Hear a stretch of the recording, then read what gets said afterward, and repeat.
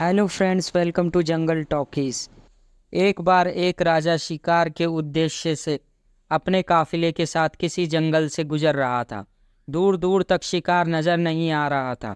वे धीरे धीरे घनघोर जंगल में प्रवेश करते गए। अभी कुछ ही दूर गए थे कि उन्हें कुछ डाकुओं के छिपने की जगह दिखाई दी।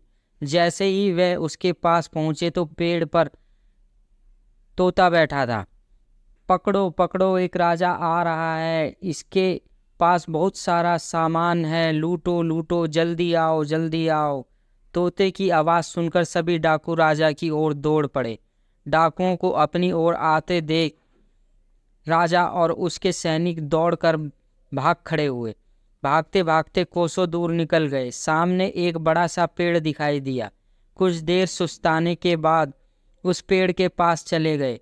जैसे ही पेड़ के पास पहुंचे, वो पेड़ पर बैठा तोता बोला, आओ राजन, हमारे साधु महात्मा की कुटिया में आपका स्वागत है। अंदर आइए, पानी पीजिए और विश्राम कर लीजिए। तोते की इस बात को सुनकर राजा हैरत में पड़ गया और सोचने लगा कि एक ही जाति के दो प्राणियों का व्यवहार इतना अलग अलग कैसे हो सकता है। राजा को कुछ समझ नहीं आ रहा था। वह तोते की बात मानकर अंदर साधु की कुटिया की ओर चला गया। साधु महात्मा को प्रणाम करने के बाद उनके समीप बैठ गया और अपनी सारी कहानी सुनाई और फिर धीरे से पूछा, ऋषिवर, इन दोनों तोतों के व्यवहार में इतना अंतर क्यों है?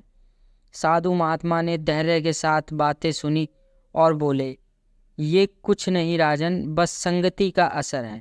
डाकुओं के साथ रहकर तोता भी डाकुओं की तरह व्यवहार करने लगा है और उनकी भाषा बोलने लगा है। अर्थात जो जिस वातावरण में रहता है वह वैसा ही बन जाता है। कहने का तात्पर्य यह है कि मूर्ख भी विद्वानों के साथ रहकर विद्वान बन सकता है, और अगर विद्वान भी मूर्खों के संगत में रहता है तो उसके अंदर भी मूर्खता आ जाती है। इसलिए हमें संगति सोच समझ कर करनी चाहिए।